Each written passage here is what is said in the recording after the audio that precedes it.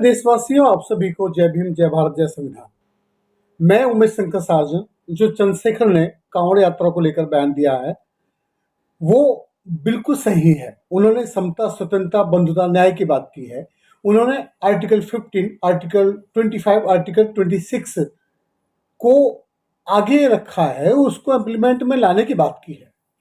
ये किसी ये धार्मिक देश नहीं है, ये धर्मनिरपेक्ष देश है, ये सेकुलर भारत है।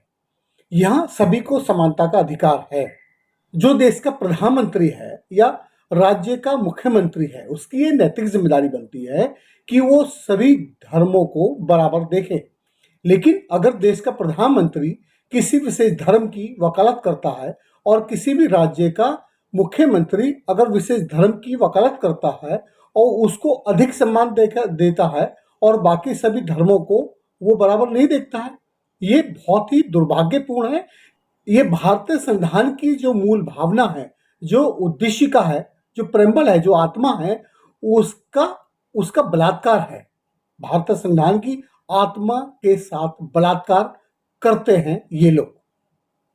तो क्या ये राष्ट्रद्रोह नहीं है? राष्ट्रद्रोह चंद्रशेखर नहीं कर रहा है, वो कोई हिंदू मुसलमान नहीं कर रहा है, वो तो आपके जो दोहरा रवैया है, जो एक दोगलापन है, उसको सामने लेकर आ रहा है। भाई, अगर बाप क्या अपने बच्चों में फर्क करता है? बाप का कोई भी बाप अपने कमजोर बच्चे को क्या बैसाखी नहीं देता? उसको विशेष राइट नहीं देता? जो अल्पसंख्यक हैं इस देश में, उनको तो विशेष राइट मिलने चाहिए, उनको बल्कि ज्यादा तवज्जो देनी चाहिए। लेकिन जो पहले से ही हर तरीके से मजबूत हैं, उनके धार्मिक कर्मकांड, उनकी संस्कृति को डेवलप करने के लिए आप इतना सारा पैसा उड़ाते हो गवर्नमेंट का, सरकार का, लेकिन जो कमजोर लोग हैं आप उनकी संस्कृति को आगे लाने के लिए कुछ नहीं करते। दया के पात्र और दान के पात्र वो लोग हैं जो इस देश में हर तरीके से पिछड़ रहे हैं, ना कि वो लोग जो हर क्षेत्र में आगे हैं। कांवड़ यात्रा में फूल बरसाएंगे, हम विरोधी नहीं है, आप बरसाइए, आपकी आस्था है। अगर 20 मिनट के लिए लोग सड़क पर नमाज पढ़ते हैं तो वो नमाज नहीं पढ़ने देंगे, उन पर लाठी डंडे बरसाते हैं और उनको आपने देखा वीडियो सोशल मीडिया पर कि उनको लातों से मारते हैं।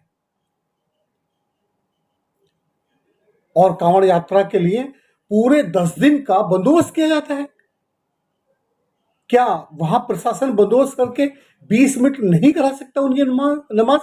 ये दोगलापन, ये दोहरी नीति हर जो बाकी और धर्म है, यहाँ पे मुस्लिम है, सिख हैं, ईसाई हैं, बुद्धिस्ट हैं, जैन हैं, उनके धार्मिक कर्मकांड के लिए अगर वो कोशिश करते हैं तो उनको रोका जाता है।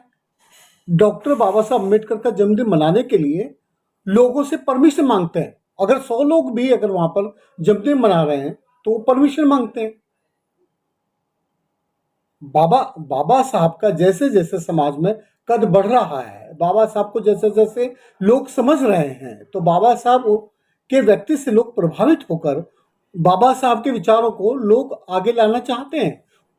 उनके लिए कोई कार्यक्रम शुरू करते हैं तो पुलिस में सीधा बैठा अधिकारी बोलता है कोई नई परंपरा शुरू नहीं होगी। और रामलीला कराने के लिए कोई परमिशन की जरूरत नहीं पड़ती है। बिना परमिशन के पूरे देश में रामलीला होती है, उसकी कोई परमिशन नहीं होती।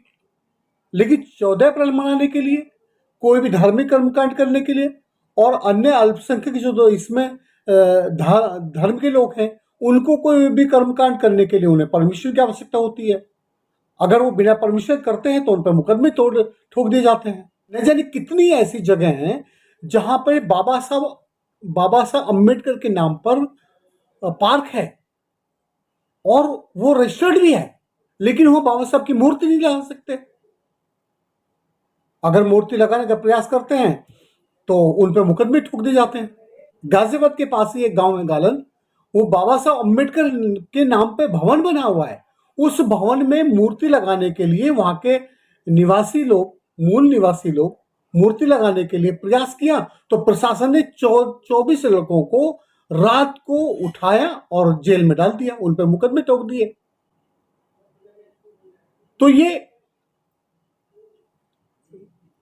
तो मैं जानना चाहता हूं उत्तर प्रदेश की गवर्नमेंट और केंद्र की गवर्नमेंट ये क्या एक विशेष धर्म के लिए बनी है या विशेष एक जाति के लिए बनी है? क्या इनका कोई दायित्व नहीं है दूसरों के प्रति? ये कैसी सरकार है? ये गुंडों की सरकार है, निकम्मे निकृष्ट भ्रष्ट लोगों की सरकार है, इंसान को इंसान में बांटने वाले लोगों की सरकार है। ये इंसान के नाम पे नफरत ये लोग फैलाते हैं, ना कि चंद्रशेखर जो कर रहे हैं। चंद्रशेखर आजाद का जो संघर्ष है वो समता, स्वतंत्रता, बंधुता के लिए है, न्याय के लिए है, भाईचारे के लिए है, राष्ट्र की एकता और अखंडता के लिए है, देश के लिए है और हाशिए पे जी रहे उन लोगों के लिए है जिन्हें इस देश में अधिकारों से वंचित रखा जाता है, उनके लिए है। तो चंद्रशेखर गलत हो गया। एक बात कान खुलकर सुन लो, अगर चंद्रशेखर को छेड़ोगे, अगर चंद्रशेखर को रोकने का प्रयास करोगे तो पूरे देश चंद्रशेखर पैदा होंगे और तुम्हारा ये वजूद खत्म हो जाएगा। नफरत हम नहीं चाहते, हमने तो सहा है नफरत को, हमने जुल्म को सहा है, हमारे पूर्वजों ने जुल्म को सहा है,